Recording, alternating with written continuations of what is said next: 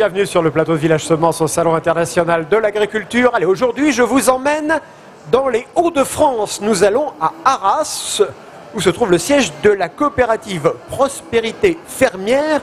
Et nous recevons son président, Samuel Barre. Bonjour. Bonjour. Alors, Samuel, parlez-moi un peu de cette coopérative tout d'abord, parce qu'elle n'est pas toute jeune, hein. 1949, le démarrage. Voilà, on fête cette année nos 70 ans. Et alors, elle a beaucoup évolué au fur et à mesure du temps? Oui, donc en 70 ans, elle a suivi l'évolution de la production et elle s'est adaptée pour répondre aux demandes de ses adhérents. Donc aujourd'hui, on est 1500 adhérents, essentiellement basés sur le Nord et le Pas-de-Calais. Et nous avons 450 collaborateurs. Et notre cœur de métier, c'est la protéine laitière. Alors, avant de parler de la protéine laitière, on va reparler un petit peu de l'histoire. Pendant des années, votre cœur de métier, ça a été la production de lait, la production de yaourts, de spécialités fraîches. Oui, donc on était en... La transition s'est faite il y a maintenant plus de 20 ans. Donc nous avons été les premiers à investir dans les technologies d'ultrafiltration. Donc c'est des procédés doux, hein, où on passe le lait dans des filtres, pour faire simple, et ce qui nous permet de séparer les protéines les unes des autres. Et donc qui nous permet d'aller, avec des process bien particuliers, jusqu'à extraire des infimes parties du lait. Alors, après le lait et les yaourts, vous êtes lancé dans les ingrédients. Alors, les téléspectateurs qui nous regardent ne savent pas forcément ce que sont des ingrédients dans la fabrication d'un produit alimentaire. Alors ce sont comme le nom l'indique, des ingrédients qui peuvent rentrer dans la composition de produits finis. On va de la chocolaterie à aussi certaines fabrications laitières ou produits laitiers où il faut réintégrer de la protéine ou d'autres ingrédients laitiers que nous produisons pour arriver à un certain type de produit. Par exemple, alors ça me passionne parce que je suis gourmand. Dans la chocolaterie, comment vous intervenez? Qu'est-ce que vous apportez dans le processus de fabrication?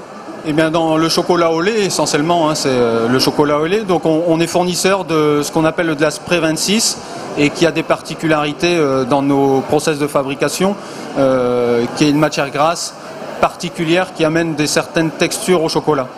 Alors, on le sait peu, mais ça vient de chez vous, donc ça suppose une certaine humilité parce que vous vous effacez derrière les marques.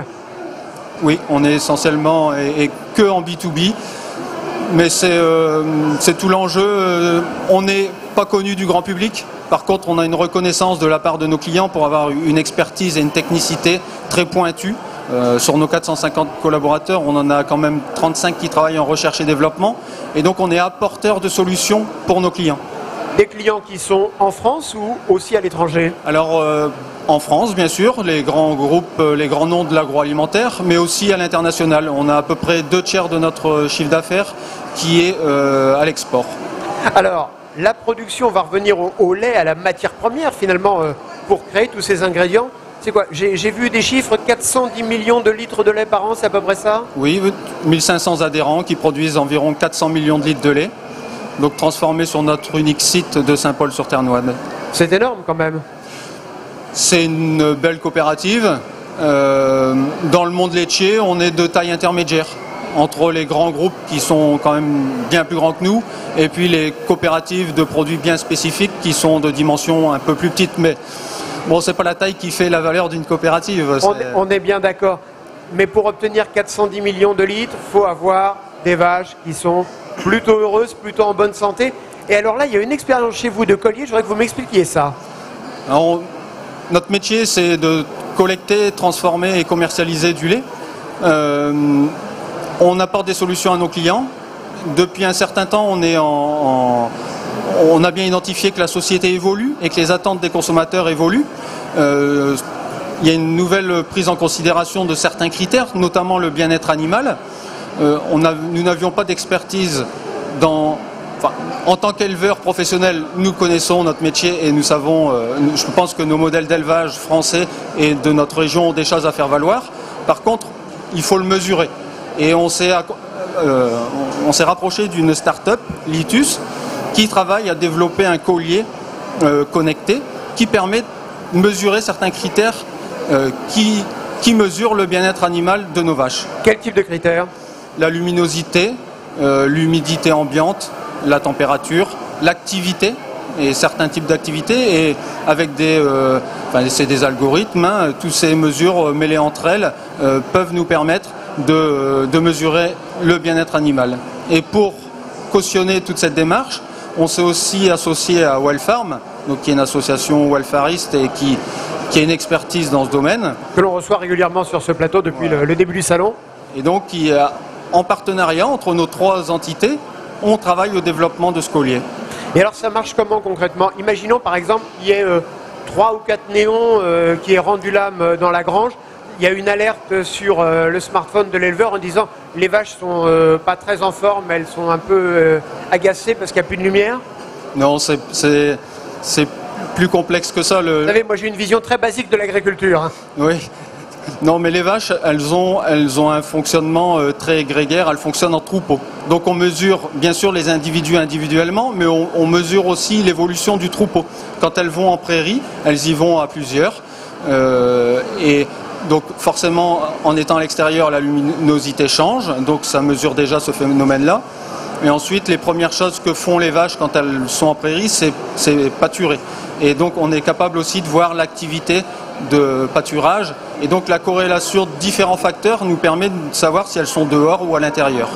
Jusqu'où on peut aller pour le bien-être animal? Parce que certains éleveurs nous expliquent parfois qu'ils mettent de la musique, que sais-je, les symphonies de Beethoven ou les concertos brandebourgeois de Bach. C'est possible? Ça a un effet sur le bien-être animal de leur mettre de la musique? Alors la musique, c'est avéré et certaines études montrent que ça apporte du bien-être et un certain confort pour les vaches. Je pense qu'on a un champ d'innovation là qui est ouvert. On a des habitudes en tant que professionnels, il y a des nouvelles attentes. Nous, on a l'habitude d'innover de façon technique ou technologique, mais je pense qu'il y a tout un nouveau pan, ce qu'on appelle l'innovation sociale ou sociétale, où là, il faut pas je pense qu'il ne faut pas tomber dans le sentimentalisme, il faut bien mesurer les choses de façon factuelle avec des professionnels, des vétérinaires. Chez Wellfarm, c'est des gens qui ont des compétences avérées, et en s'entourant de gens comme ces associations-là, et nous, nos professionnels éleveurs, mesurer les choses. Mais les limites, pour moi, il n'y en a pas, il faut s'ouvrir les yeux, on est dans un monde complètement ouvert.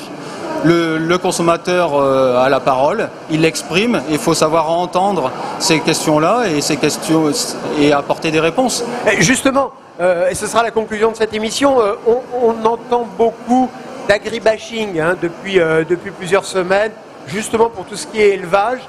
Vous répondez quoi à tous ceux qui disent « Ah, maltraitance animale, les animaux ne vont pas bien, on les maltraite pour qu'ils produisent plus de lait, que sais-je encore ?»